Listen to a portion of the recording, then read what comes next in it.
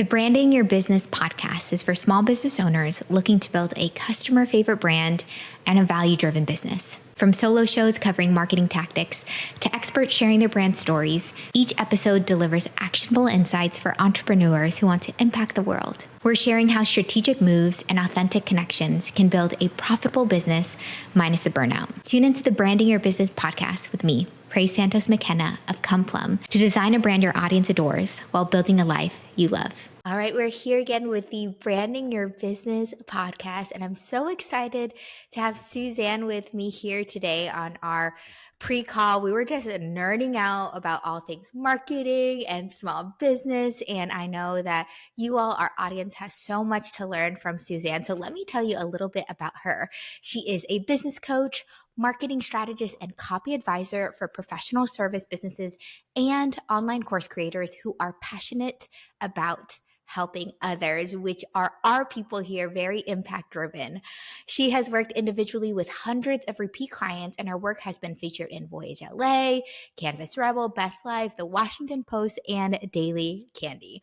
I'm so excited to have Suzanne here because we're going to be talking about some juicy things that I feel as if small business owners we get so boggled by and so overwhelmed by, because there are these phrases of things we have to do. But I know, Suzanne, you're going to help journey with us through that, simplify it. But I know I introduced you a little bit, but I want to add some color to your introduction and help people get to know you a little better too. So would you like to introduce yourself even further? Kind of tell us more about what's your morning routine like? What are your hobbies? What do you like to do, Suzanne?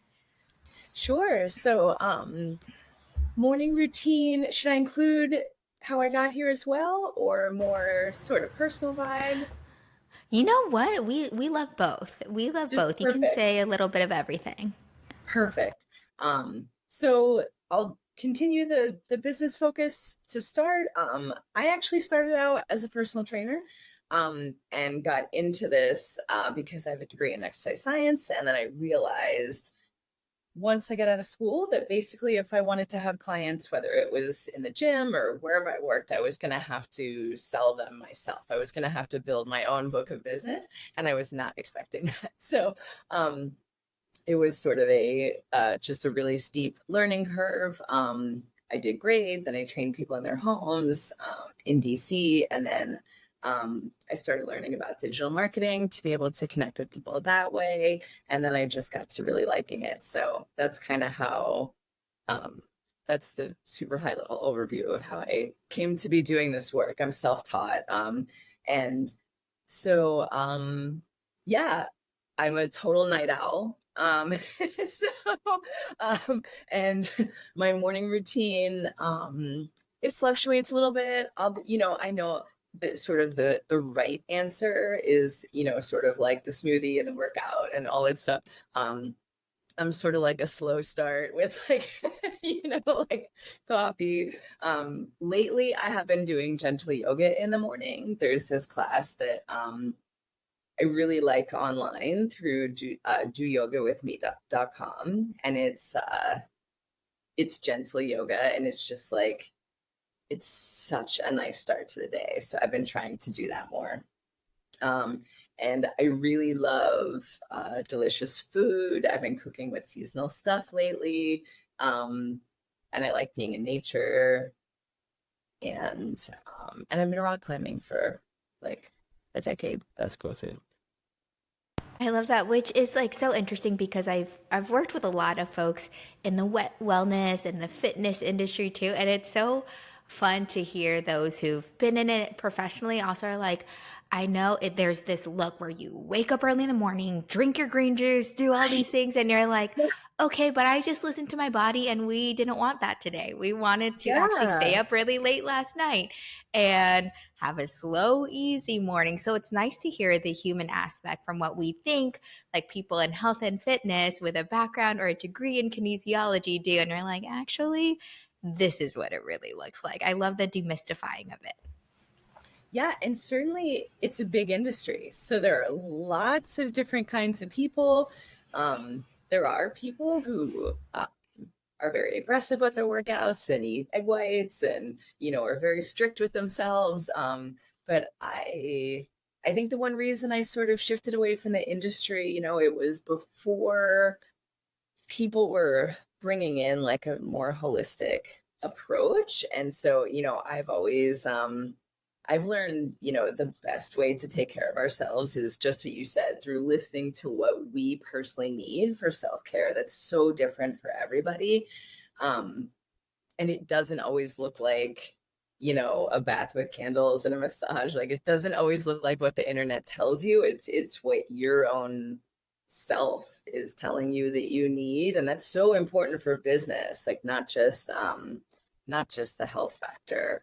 Though of course they're so connected. We love well-rounded, and we'll get more into intuitive business making decisions too, because I Sure. think that's something that's so juicy and so important. But I also want to tap back kind of into your history and how you got started too. Is that Yeah. there's a number of professions that are like this too, where it's like, hey, we're going to equip you with this very scientific book knowledge, and now you have to go and build a business. I think about my friends who are studying therapy, right? They're getting a graduate degree, they're getting their certification. They're like, okay, start your own practice. And they're like, okay, well, I need like 20 clients. How are they going to find me? Or I think about my field as photographers. Art schools are really great and will teach you like the ins and out of the technicality of photography, but they don't teach you the business of how to create a customer experience, how to create fans that will tell other fans about you so that you have a feedback loop of clients coming through. And so then we expect everyone just like to go out with your specialties and now make a living out of this, which is so wild. But I feel like our folks will really relate and listen to you too, because many of them are self taught. Many of them are listening to this podcast. They're like, oh my goodness, someone else told me I'm supposed to be branding my business. I found this podcast. I need to figure out how I'm doing that too. How does it make you feel when you think about industries like this? You're like, okay, well, here, go ahead and be a small business owner. You're out on your own.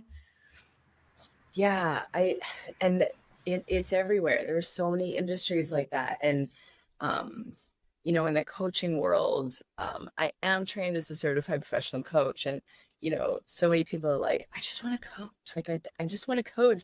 And it's the same thing with therapists. I just want to help people. I just want to work with my people.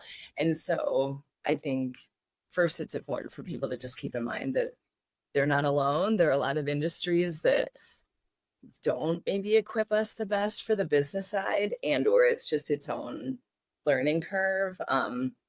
And the one thing I think is really important for people to keep in mind is that there are a lot of different ways to be successful in building a business. And so it's just everything. Like, there's the more aggressive approach, there's the more intuitive approach, there's the balanced approach, there's being on social media, there's being a public speaker, there's being like all this stuff. And I really recommend that people work with a mentor, or if they're going to work with a professional, or whether it's a course or a free thing or whatever it is, choose 1 to 3 people who you resonate with and just learn from them and tune out everything else as much as you possibly can. It is literally impossible to tune out everything, but I think it's so important to just put blinders on and just focus, and everything, all the other options will be there.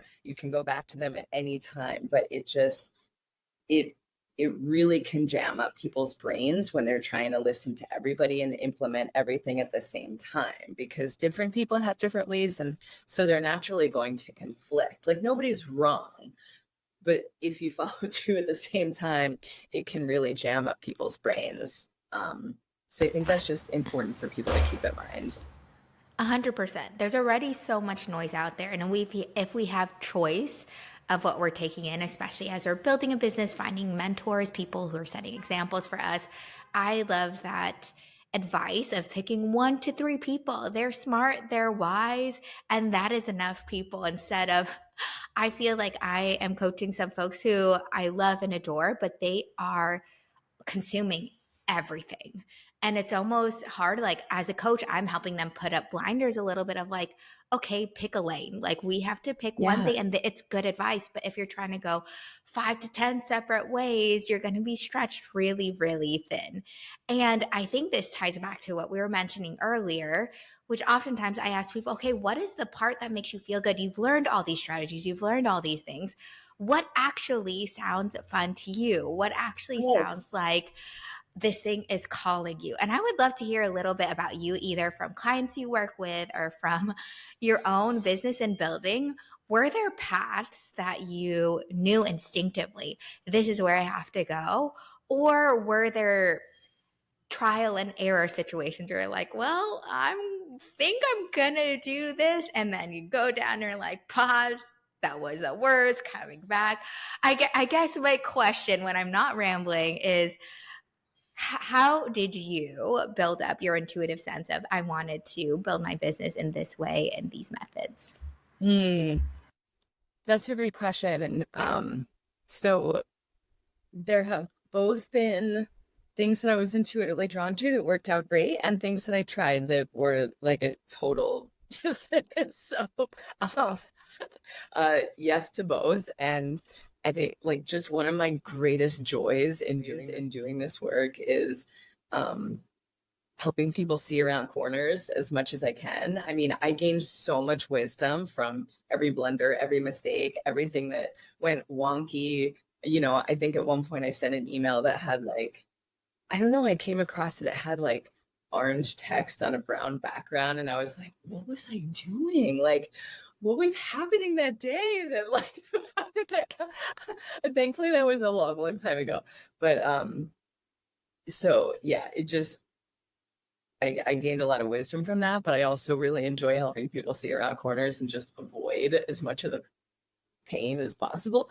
And so I think I really developed my intuitive sense just as a person. I think I'm someone who, I don't know how other people experience it, but I think I'm pretty connected in that sense. And I've always had a strong sense of intuition, and sort of when it talks to me, if I follow it, it goes brilliantly. And when I don't follow it, I really feel it. And so and so I think just over time, getting that feedback for myself has really, really honed my intuition of where I'm supposed to be and what I'm supposed to be doing. And even if I don't get it 100% right, you know, there's still like a little bit of course correct, but I think just as a person, I've really refined that. And so then it of course transfers to business. And so I think, yeah, I think it's it's a trial and error, and it's a feeling into different things, and it's a learning as I go. The one thing I have always enjoyed podcasts. I love the audio format. We were talking before that now it's video too, so it's another element. But um, I don't know, I've just always appreciated audio, and people have given me the feedback that they people have liked hearing me on audio. I hope that's the case here. And so it's a format that I really enjoy. So then that's something that I pursued. That's a way that I can connect with people. We can have a conversation. We can share value. We can, so that's something I really enjoy. And then, I'm, yeah, so I think I can speak to specifics I'm doing. I have mostly met clients intuitively before, or just I see, say, like someone would post they're looking for someone like me in a group, and then I share my portfolio, and then we end up working together and things like that. So it was always sort of that organic connections. And now I'm in a place where I'm trying to be a bit more focused in creating systems and a structure where I can build my email list and be a little more just specific in how I meet people. Because meeting people, I know so many people can relate to this. At least I've people I've talked to, they love meeting people organically, and they build by word of mouth, but it can be unpredictable. So yeah. Yeah, which is word of mouth is beautiful, right? We build a Yeah. brand so people can tell other friends about them and they can get a consistent experience. And at the same time, we also have to build awareness for other people who might not be able to hear from someone who has directly worked with us. And exactly like you said, an email list is so important so that you can showcase who you are and your services out there so those people can find you, or have you top of mind when they are looking for someone like you, which is huge. And we want to dive into that a little bit more because I love your approach of whether it's building an email list or whether it's helping launch a product, you have such a specific way of getting into the mind of the person who will end up reading some of that copy or who that product is meant for too. And I want to talk a little bit about what you call your voice of customer research. And I love this method that you've been able to teach with many of your clients. And I feel like it will be so approachable for our friends who are listening to this podcast too. So can you tell us a little bit about that? How you came about it? How can someone even implement this practice into their own business too? Definitely. So this is something I'm really passionate about, and it's a pretty, even if I share the basics, it's a pretty meaty topic for one podcast. So I'll share the high level, and then ask me any other details that you think would be relevant. So how I came across this. So one of the ways that I'm self-taught is I did Jeff Walker's product launch formula. And so I went through the course. I went through what he calls the seed launch deep dive. I went through the email building course, and I was in the mastermind and rewrote a mastermind partners launch. That was super, super fun. That was my first one. And so in that course, he actually goes way beyond launches to, it's all in the context of launches, but he talks a lot about clarifying your ideal client, doing voice of customer research, doing competitor research, creating irresistible offers, funnel strategy, email strategy, all that stuff. And that's stuff that I help people with now, but that was one of the first places that I learned about it. And so, and I had heard this from other business coaches too, who were saying like, it's really, really natural to want to talk about your business and your passions and to share what can help people. But if you don't share it in a way that people can hear, it's likely to miss the mark. If you don't really consider, the people who come to work with us they're in such a different space. We forget the knowledge we have that we take for granted, that we think is just common knowledge, when they are super beginners compared to what we have learned usually, or we're at least a couple steps ahead of them. So it's so important to write the copy or craft the messaging in their language, because the website is for them. The offers are for them. And so of course we're going to make sure that it's on brand for us and aligned to our goals and our mission and all of that stuff. But it really needs to be written to and for them to make that connection. So, and there are a couple different ways to go about doing voice of customer research. All of them have pros and cons, but I gravitate towards a few. And I think that speaks to I've always worked more in the entrepreneurial space or for entrepreneurial companies. And so, sort of the corporate world has different ways of doing things. So in the corporate world, it's going to be more like focus groups, customer interviews, and sometimes surveys. I think the world is a little over surveyed these days, so I try to shy away from that. And if I can get the information without having to ask favor from my audience, I prefer that, because a survey is really them doing us a favor. And I just want to be sparing with that. So I really gravitate towards methods where I can just search the internet in an afternoon, in a couple of days. I think I've just learned to do this because, I live in kind of the entrepreneurial space is just sort of a lean and like growth hacking kind of a thing. Like I don't have 6 months to figure out what people want. And so what I love to do is three methods. One is mining Amazon reviews, so skillful listening in the review section of a related book, or it's usually a book, like a book or product, but it's usually a book. Also, listening to the conversation happening in the comment section of competitors' social posts. Typically the best performing ones or the most popular ones. If someone has an established brand, they can also listen in the comments of their own social post.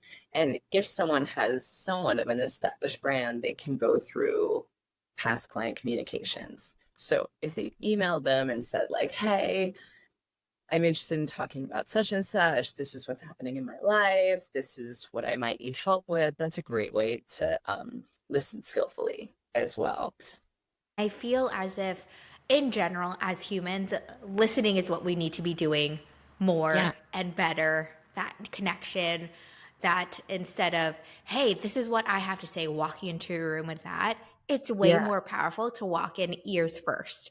Seeing what the vibe is like, seeing what people are saying, really tuning our ear to that. And that is huge. And I love that you are so resourceful.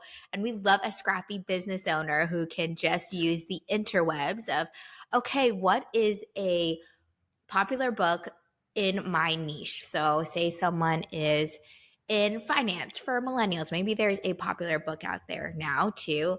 What you're advising is to go to that book's comment sections and reviews and just hear what people are saying, whether it's positive, whether it's negative, but it's actually using their words. Doing the same with other social media accounts too. What is the average person who, again, we are a few steps ahead? We can't be saying advanced medical Latin to them when they are just someone who is at the beginning of stages going through this problem or this pain point. And whatever I'm hearing from you is using that language, using the language of the people, and even using the memories that you have with your own clients. What are the things that they're complaining about? What are those phrases they've used when they've come and approached you? And that's how you build up your research for the voice of the customer. I think that's really brilliant. And like, I'm asking really tactical things. Are you just Yep. like writing this in a notes doc in a Google Doc? Like, how do you organize this information once you've gained all of this research from Amazon, from comments, etc.? That's a great question. So I will also share with this. So it depends on the person. I I c- I use a Google Doc. I know other people who will use a spreadsheet, and the benefit to using a spreadsheet is um, you can list out the top messages and then um, give them ratings and sort them. So it's actually a way to be able to see what is the most um, compelling emotional driver that's coming up in the research. I'm a little like too like I don't have the attention span for that. So I usually make like 5 or 10 pages of a Google Doc and I'll bold things. I want to step back so people can understand this process because I think they can start using it pretty soon. I mean, it takes some practice, but so what you're looking for in as you're reading through is one aspect you want to be listening to sort of the texture of the conversation, sort of the background, like what is the overall vibe? Like what is the feel? And like are people jaded? Are they excited? Are they like just what's the general feeling? And then the other things you want to look for are people's hopes, dreams, fears, and aspirations as it pertains to your product. And there's a lot of I don't want to make this too complicated. There can be discussions about like stage of awareness or like, quantifying the stage of awareness, I say make it simple. Just where are people at? And your goal is just to meet people where they're at. So try to just listen for like, where are they? Where are most of your ideal clients at in their life, and what are they needing? And so then you do want to take, as you said, the specific phrases of, like I said, their hopes, dreams, fears, and aspirations. You want to take the snippets of things that are pretty emotionally charged. You want to take elements of stories. So that's like maybe a sentence that like paints a picture that you can see, that you can feel, that you can hear, that you can taste. I was just talking with one of my clients who's a she's a midlife and parenting coach. We were talking about the element of story of like the teenager, you know, takes the egg out of the fridge and that you can see it splat on the floor and they just walk away. Like it's something you can like see and feel, and then you're like, oh my God, there's so much frustration with that. So you want to take those little snippets, and I put them in a Google Doc. I take some of the language around the snippet and bold the key phrase. And that way I'm listening through to the overall vibe. And then I have the Google Doc to go back to refresh my memory of the key things that are going on and the key phrases that are happening within those things going on. So then what happens with those phrases is, once people take this methodology to heart and try it out, it becomes so much easier to make things, because to like create offers and to write emails and social posts, because you're not in a place where you're having to come up with this brilliant idea in your own mind and try it out and see if it goes viral. It's a really natural but really risky way of doing things, because we have no data, we have no information to support that people are going to respond to that. So with voice of customer research, if someone says in, somewhere you're looking, I really wish someone would tell me how to find out what my clients want in a specifically tactical way, then you can literally talk about that on a podcast, or you can make a thing that says, here's how to find out what your customers want in a really tactical way. Like, there's your title, just like, don't make it harder than it is.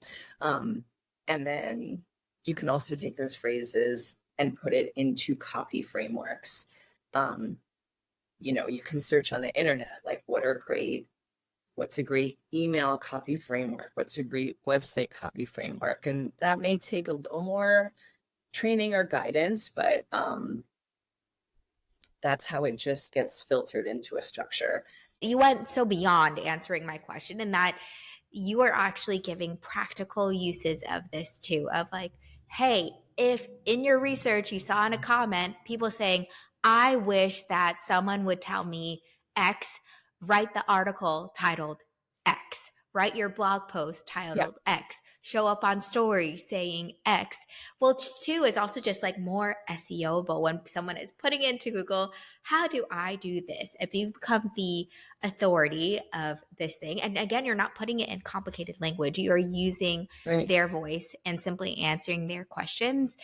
The internet is such a big world, and what a service we are doing by meeting people where they're at, by saying, hey, I noticed this person in this demographic often needs help with this, and we show up in that way. I love that we as small business owners could serve people in that way by just simplifying and meeting people where they are, which is huge and beautiful. I know that we can't get into juicy stuff all on one podcast of then, okay, like how do we write a whole homepage based on this?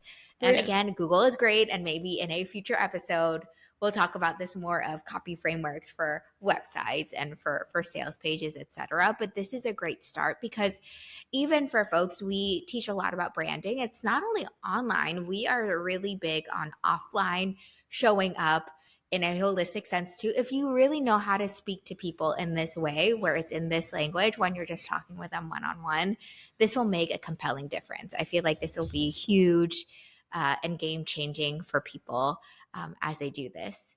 Another kind of big conundrum that I feel our folks often battle with too is that they're like, okay, so I have to know my target audience. Now we've given them a way to know their voice. And we often tell folks, okay, what is the problem they're going through? Again, you are helping folks with this too. But then they have these big methods of application, right? Like it could be building a website from this. It could be what we talk about, like building a funnel from this too, right? Like keeping them in your universe or your ecosystem. But I also don't want to jump ahead and talk in medical Latin terminology that will like bog people down. But if we simplify it, when I think of folks who ask me, when I think about 5 years ago praise, when someone told me I need to build a funnel, I was like, um, what? Like, what do you mean build a funnel? I haven't built a funnel or used a funnel since I was playing in the sandbox. Like, what do you mean by that? And I'm wondering if you can, again, help me demystify like you did with those in the health and wellness industry. But for small business owners building out a funnel for the first time, if they were just focusing on a couple aspects, what would it be? Also, is there a more simple way to define a funnel? Yes, it's such a great question. And I think when when I've gotten into the when I've touched on this topic, really, really smart, brilliant business owners who've had prior businesses are like, what's a funnel? You know, they're like, what the hell's a funnel? So it's a term that we all toss around, and it means 1,000 different things, or it can mean a bunch of different things, and it can be very confusing. So um really, I there are a couple really important things you touched on there. So one is that I just want to name that building a website is really complicated. It's something that people say, "Oh, you need a website. You need to get a website up. You need to do this for your business." But there's there's the question of where do you host it? Like, do you do Squarespace? Do you do Wix? Do you do WordPress? So there's that back end tech piece. There's the design, and then there's the messaging. So even in order to do the messaging, you have to know your whole, ideally, you have to know your whole brand. Like, who's your ideal client, your competitor research, what makes you different. I believe there's more than enough space for everybody. And it's important to share just what makes you unique so that your people can find you. And so there's just a lot that goes into that. And then people say, how do I write a homepage? What's the structure? What's the about page? What's that? And even making websites myself, they're tricky. They're not my favorite thing to make. And even Joanna Weaver, Copy Hackers, she says like you should really charge more for a homepage just to account for like all the hair pulling. And so it's like I just want to really acknowledge that it's usually tossed out to people where it's their first day that they're supposed to make a website, but there's a lot that goes into even a really simple site. And so um just want to acknowledge that. And then when we talk about funnels, all it is basically an automated way to connect you with the people you want to work with. So it usually looks something like an email opt-in, which even though it's free, really needs to be an irresistible offer. It has to be something that people really, really want. And then it's usually a conversation over a series of emails to share value, to introduce yourself, to just continue the relationship. And especially for me, the one thing that's so important in business is consistency, but it's hard. I mean, I'm definitely challenged by it. And so having an automated email series is so wonderful because you can really intentionally think out the things that you want to say and then have them just run on an automated way. And that is relatively simple to set up within an email platform. So and I think if somebody if somebody is starting out or even pretty established, to really simplify a funnel, I would have an email opt-in that shares a free thing, maybe just like a little bit about you. And then you would deliver the email opt-in through the landing page, through the back-end technology, and then sync up an email marketing system and just have an email list. That is literally, and then just have people join that either from however you want to connect with people. So that can be like doing in-person workshops, that can be going to networking events, that can be hanging out with friends, hanging out with people who are gonna ask you what you do. It can be public speaking, it can be anywhere you go to connect with your ideal people. You can invite them to your free thing, and you have a free opt-in and an email series. So it can really be that simple. I don't think people even have to have a website. There's certainly value to it, but I think even a well-crafted email opt-in with an email series after can be so, so powerful. And so, yeah, it's really important to keep in mind that funnels can be as simple or as complex as you want to make them. You know, they can have all different kinds of tagging, different audiences, different lists, different triggers where something clicks something, they get an email. But I have to say, I certainly work with the value of simplicity. And in my experience, even if you can handle more or want more, I would keep things as simple as possible, because when you change one thing, there's 27 other places that it affects, or that you have to change, or that you have to at least make sure is not breaking. And so it's just like, start simple. If you need more bells and whistles, do it. But I would still try to keep things as light as possible.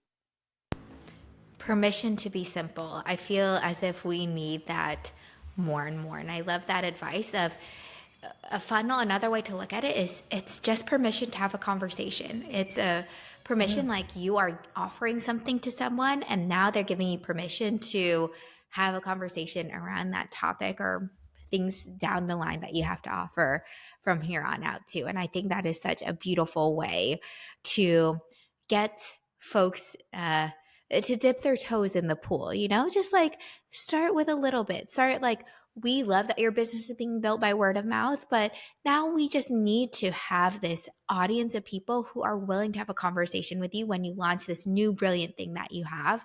And an email list is a really great way to do it. And having just the beginnings of a funnel will really go a long way. I think that's huge. As we kind of wrap up here, as you're thinking about when you were first starting your business, as you were building out all of these amazing automations that you have, et cetera, now that you're getting to coach people, work with these passionate business owners, looking back when you were a newbie, right? Just finished kinesiology, building out your book of business. What is a piece of advice you wish that version of you knew? Okay, I'll be really honest with this answer. So certainly I will say this took me kind of a long time, and I have a lot of respect for that. And I think for each of us, things happen at the time they're supposed to and the way they're supposed to. So I believe that was perfect for me. But I think to speak to the question, if there was something I could have had earlier that would have helped my progress significantly, it would have been caring for my mental health. It would have been healing any of that stuff, doing the inner work and doing it that much sooner, because I think that is so much harder than learning the tactical stuff, I believe.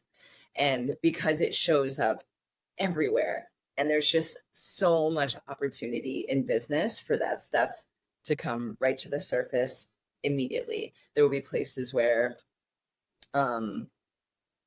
you know, that are stressful, where any kind of trigger can come up, whether you shut down or you yell or you get anxious or depressed or any of that stuff. Then there's the thing of being seen. Then there's the thing of money. Then there's the thing of, not only being seen, but like really putting your heartfelt work out there, which is like Oh my gosh. That is the most vulnerable. So I think it's really important for people to keep an eye on that, because, or to really care for that, because it can, I think it comes up for just about anybody. I mean, I've worked with even a really established business owner in the tech space, who is really just used to being in business, very comfortable, right? But when it came time to publish a new homepage, like it was like really confronting for him. And so it's like it's really human, and it's not just sensitive people. Like, I'm certainly a deep feeler, but I think even for people who aren't as much wired that way, business can still be really confronting in a ton of different ways. And so really, part of me wishes I had realized that sooner, and really was able to care for my mental health in deep ways from a very early age. And for me, it was more like my upper 30s. But yeah, I just think that earlier that someone can get started with any practice that they're drawn to, that works for them, that can heal things in a deep way, or nurture self-care, is really beneficial. Yeah, I plus one that 1,000%. And it's this mindset of let's not just teach people how to build a business. Like, we are giving people very practical frameworks of like, hey, here's really how you figure out your target audience so that you can speak to people, sell your products or services. Yes, like this is important, but we want you not only to build a business, but build a life. What kind of person are you becoming in this process? What kind of person do you want to be? Maybe you can check off all the boxes of, I built this really incredible business, but where are your mind, body, your heart? Where's your community at in the process? So being really mindful of that. And I love that piece of advice to take care of yourself mentally. And there's so many ways to do that too, but that is actually what's going to sustain you as a person who happens to be a business owner. I think that's something really beautiful. Thank you for sharing, Suzanne. Okay, we're going to play a little game as we wrap up here. And it's called, is this thing in or is it out? And that it's just so fun to see how people who live very different lives were like, okay, are we into this thing? Are we not into this thing? And it's going to be so fun looking back. So we'll be like, oh my gosh, how June 2024 of them to think this thing was in or this was out. And I'm not going to throw too much pop culture at you. You're like, praise. I don't watch TV shows. Please don't like ask me about things about the bear or whatever. But we're going to start off like really easy because we already talked about this. So you have to tell me in or out. Green drinks, like green smoothies. Are they in or are they out? And if you make them right, Ooh, okay. In with a caveat. Okay. they In or have to out, be like delicious. Yeah. yummy green drinks are in. Yes. Okay. What about free master classes as part of a funnel? In or out? They're teetering on the line. I'm going to say in. Okay. All right. Okay. What about abbreviations? Like, I mean, rom-com is so popular now, but there was at one point where I just kept on saying like, or like saying sup instead of what's up. Like, are abbreviations in or are they out? I say in. In. Okay. What about X, formerly known as Twitter? In or out? Mm. Everything I say has a caveat. It was out, but now that I want to reach journalists, it's in for me. It's how you use it, whether it's in or out. Yeah. Okay. Yeah. Last one. What are our thoughts about extreme sports right now? In or out? I'm saying out. Out. We're done. Just regular average sports. Maybe those are still in. Yeah. And None rock of climbing that. is not an extreme sport. I was going to say, okay, rock climbing, It's not. not extreme. Let's And talk about that. normal. We're just gonna give rock climbing a little PSA right here. Okay. So people think it's like cliffhanger, like it's like this adrenaline fueled, like risky thing, but it's more of like it's like driving a car. It's more of like a choose your own adventure kind of thing. And certainly the kind of climbing that I'm into, there are like little 6-year-old kids like having birthday parties at the gym, and they're like, "Go, Jimmy!" So like it's it's very safe. I mean, people can choose to make it very risky, but the majority of people who climb are quite safe. We're keeping it G or PG, like nothing too crazy. Yeah, Not crazy climbing. Okay. no, Love it. So that is in, just to clarify. definitely in. Yes. So good. Suzanne, I cannot thank you enough for sharing value with our listeners during this time. Your audio is great. I'm glad we could also get you on video, and I'm glad you're really passionate about teaching and wanting to build up other small business owners and other brands too in our space. I appreciate you. Yeah, thank you so much for having me on. You're very welcome.